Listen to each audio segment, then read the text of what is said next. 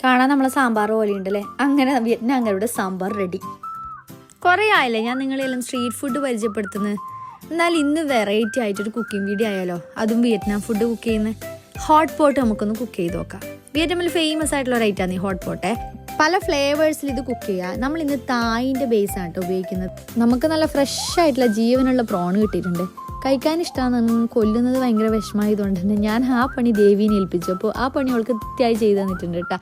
ഈ പ്രോണ് മാത്രമല്ല കേട്ടോ, ഇതിൽ വേറെയും കുറേ സാധനങ്ങൾ വേണം. Chinese cabbage, sweet cone, mushrooms, പിന്നെ നമ്മളെ വാഴയുടെ പൂവ് അല്ലെങ്കിൽ കൂമ്പ്, നമ്മളെ നാട്ടിൽ കൂമ്പ് എന്നാ പറയുക, നിങ്ങളുടെ നാട്ടിൽ എന്താ പറയുക, ആ സംഭവം വേണം. പിന്നെ ഇതിന് വേണ്ട ബേസ്, പിന്നെ നല്ല മുളപ്പിച്ച ചെറുപയർ, താമരയുടെ തണ്ട്, ആഹാ അടിപൊളി. പിന്നെ വേണ്ടത് ഫിഷ് ബോൾ. ഇത്രയും സാധനം നമുക്ക് വേണം. ഇനി നമുക്ക് നേരെ കുക്കിങ്ങിലേക്ക് കിടക്കാം. വലിയൊരു ചെമ്പെടുത്തോ നിങ്ങളെ ആളുകളുടെ എണ്ണം അനുസരിച്ച്. ഞങ്ങളിവിടെ ഒരു 6-7 ആളുണ്ടായതുകൊണ്ട് കുറച്ച് വലിയ പാത്രം ഞാൻ എടുത്തിട്ടുണ്ട്. അതിലേക്ക് നമ്മൾ ബേസ് ഒഴിച്ചിട്ട് ആവശ്യാനുസരിച്ചുള്ള വെള്ളം ഒഴിക്കുക. ഈ ബേസിൻ്റെ ടേസ്റ്റ് പറഞ്ഞാൽ നമ്മൾ ലെമൺ ഗ്രാസ് അറിയാം. ഞങ്ങൾക്ക് ഈ പുൽത്തൈലെല്ലാം ഉണ്ടാക്കുന്നത് ചില സ്ഥലത്ത് നമ്പീശം പുല്ല് എന്നെല്ലാം പറയലുണ്ട്, ചില സ്ഥലത്തല്ല, എൻ്റെ സ്ഥലത്ത് നമ്പീശം പുല്ല് എന്നെല്ലാം പറയലുണ്ട്.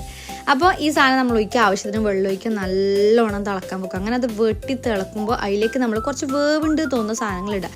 ഞാൻ ഇതിലേക്ക് ചൈനീസ് കാബേജിൻ്റെ കട്ടിയുള്ള ഭാഗവും കോണും ആഡ് ചെയ്തിട്ടുണ്ട്.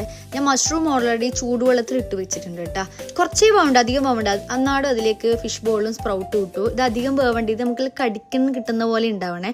പിന്നെ താമരേൻ്റെ തണ്ടും കൂടി ഇട്ടു. ഉപ്പ് ആഡ് ചെയ്യാറില്ല, പക്ഷെ എനിക്ക് വേണമെങ്കിൽ ഉപ്പിടാം. ഞാൻ ഉപ്പിന് വരെ ഫിഷ് സോസാണ് ആഡ് ചെയ്യാറ്. പിന്നെ ഞാൻ പ്രോണും ഇട്ടു, കുറച്ച് വൈറ്റ് നൂഡിൽസും ആഡ് ചെയ്യുന്നുണ്ട്.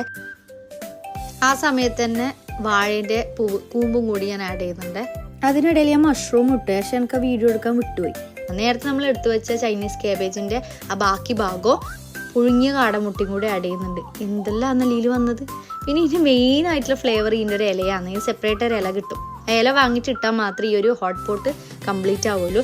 ഞാനിങ്ങനെ ഓരോന്ന് ആഡ് ചെയ്യുന്ന കാണിക്കുന്നതുകൊണ്ട് നിങ്ങൾക്ക് ചിലപ്പോൾ ഇത് ഭയങ്കര പണിയുള്ള ഇതുപോലെ തോന്നും. പക്ഷേ ആക്ച്വലി എല്ലാം ഒരുമിച്ചിട്ട് വെന്തൊടിയില്ല. അതുകൊണ്ടാട്ടെ ഇങ്ങനെ ഘട്ടം ഘട്ടമായിട്ട് ഇടുന്നുണ്ട്. നമ്മളെ നാട്ടിലെ ഫുഡ് ആക്കുന്നതിനെക്കാട്ടി എത്ര ഈസിയാണെന്നല്ലേ. ഞാൻ ഹെൽത്തിയാണ്. കണ്ണപ്പമ്മനോട് എങ്ങനെ ഫുഡ് ഉണ്ട് ചോദിച്ചിട്ടും കണ്ണപ്പമ്മൻ എക്സ്പ്രഷൻ ഇട്ടെങ്കിൽ വെതറാണ്. അപ്പം ഇനി ഞാൻ ട്രൈ ചെയ്ത് നോക്കേ.